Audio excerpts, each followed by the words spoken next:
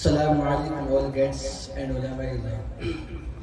الہی رونق اسلام کے سامان پیدا کر، الہی رونق اسلام کے سامان پیدا کر، دلوں میں مومنوں کی الفت قرآن پیدا کر. First of all, I would like to say thanks to the respected guests who come here encourage us and students despite having a busy schedule. I would like to say thanks to the principal, my Madrasa Jamia Kashif Huda, and all students who have encouraged us in today's program, Jamia Kashif Huda. I seek Allah protection from Satan, the cursed and derogatory side. In the name of Allah, the most gracious and the merciful, beneficent, kind. My praise be to Allah, the creator of the world, and peace and blessing be upon His Prophet Muhammad Sallallahu Alaihi Wasallam, the head of all messengers, upon his family, all his companions, friends, and his condition and distinction between right and wrong. Allah made everything alone. Allah is very kind to us. Allah is one, He is the one God. The formula, there is God, but Allah is the key of the paradise.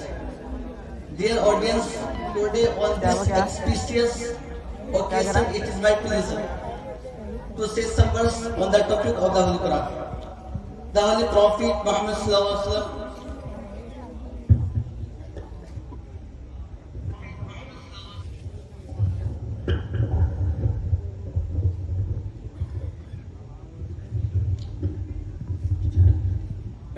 the Holy Prophet Muhammad Sallallahu Alaihi Wasallam says, "Khairukum man ta'allama al-Quran wa 'allama."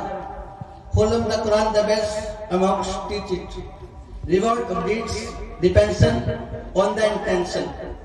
The formula is God, but Allah is the key of the paradise. Read with the name of Allah, the creator of everything. Muhammad Sallallahu Alaihi Wasallam, no deity but in the last prophet Muhammad Sallallahu Alaihi Wasallam. Allah chose their way to the prophets. They went at different times. The Holy Book is complete. The Holy Book is true.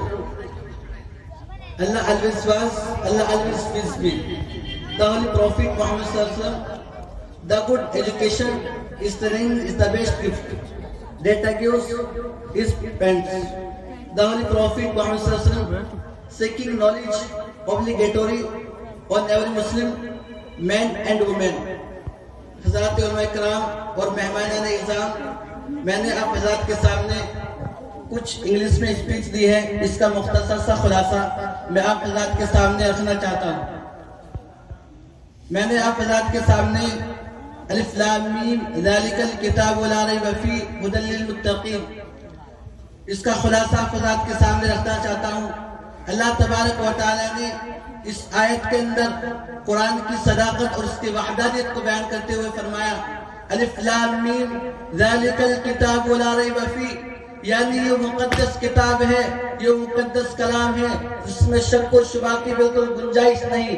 سب سے پہلے اللہ نے اس کی صداقت کو اس لیے بیان فرمایا تاکہ آپ کے ذہنوں میں، تاکہ آپ کے دل و دماغ میں اس کا ایک عقیدہ بیٹھ جائے کہ یہ سچا کلام ہے، اس رب العالمین کا کلام ہے جو تمام جہانوں کا رب ہے، جو تمام جہانوں کا پالنے والا ہے. پھر اللہ تبارک و تعالیٰ نے اس قرآن کے مقصد کو بیان فرمایا کہ اس قرآن کو اس دنیا کے اندر کیوں اتارا گیا، اور اس قرآن کے مقصد کو کئی انداز میں اللہ نے بیان فرمایا. اسی قرآن کی پہلی آیت کے بارے میں اس کا جو دوسرا رجل ہے ھدی للمتقین، یعنی یہ قرآن مقدس کتاب ہے جو انسان کو سیدھے راستے کی طرف گامزن کرنے والی کتاب ہے. اور اللہ تبارک و تعالی نے ارشاد فرمایا، ان ھذا القرآن یہدی للتی ہی اقوم، کہ یہی وہ مقدس کتاب ہے جو انسان کو سیدھے راستے کی طرف گامزن کرتی ہے. اور اللہ تبارک و تعالی نے ایک اور انداز میں فرمایا، ھدی للمتقین، یہ وہ مقدس کتاب ہے، یہ پوری انسانیت کے لیے ہے، یہ مسلمانوں کے لیے نہیں بلکہ پوری انسانیت کے لیے ہے. جو انسان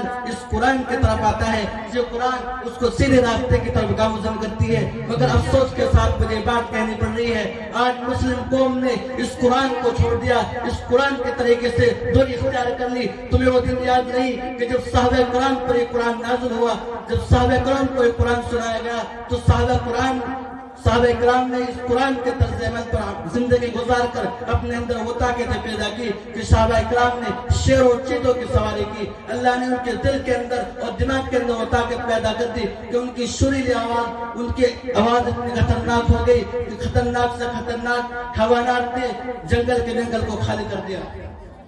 محترم حضرات، میں آپ کے سامنے یہ بات رکھنا چاہتا ہوں کہ قرآن مقدس وہ کتاب ہے کہ جس نے سسکتی ہوئی انسانیت کو، جس نے ذلت و غربت کی انسانیت کو صرف تاریخ کی روشنی میں لا کر کھڑا کر دیا.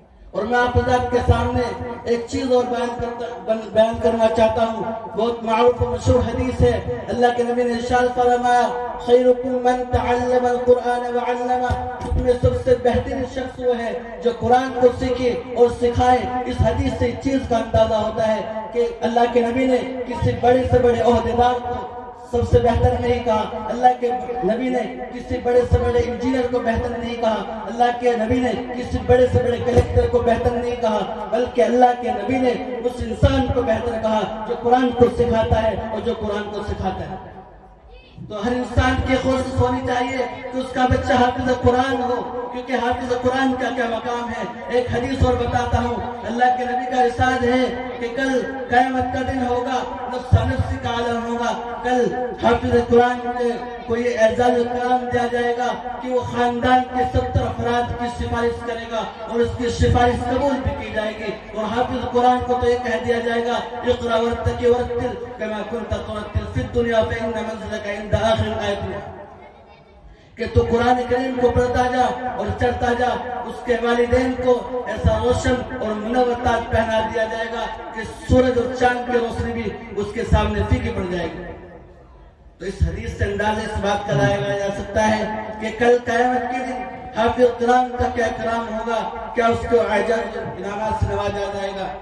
ہر انسان کی یہ ذمہ داری ہے کہ وہ مدرسے کے اندر اپنے بچوں کا داخلہ دلوائے تاکہ ان کے بچے دینی تعلیم کے ساتھ ساتھ دنیاوی تعلیم سے بھی آراستہ ہو، کیونکہ اس کا ثبوت ہمیں قرآن مقدس کے اندر ملتا ہے. وَمَا أَرْسَلْنَا مِن رَّسُولٍ إِلَّا بِلِسَانِ الْقَوْمِ. اس قرآن کے آیت میں اللہ تبارک و تعالیٰ نے فرمایا کہ ہم نے ہر قوم کے اندر اس نبی کو اس کی زبان کو دے کر بھیجا ہے. اس آیت سے پتہ چلتا ہے کہ ہمیں دنیاوی تعلیم کے ساتھ ساتھ دینی تعلیم کی بھی ضرورت ہے. اللہ تعالیٰ ہمیں عمل کرنے کی توفیق عطا فرمائے. وآخر دعوانا الحمدللہ. ماشاءاللہ الحمدللہ.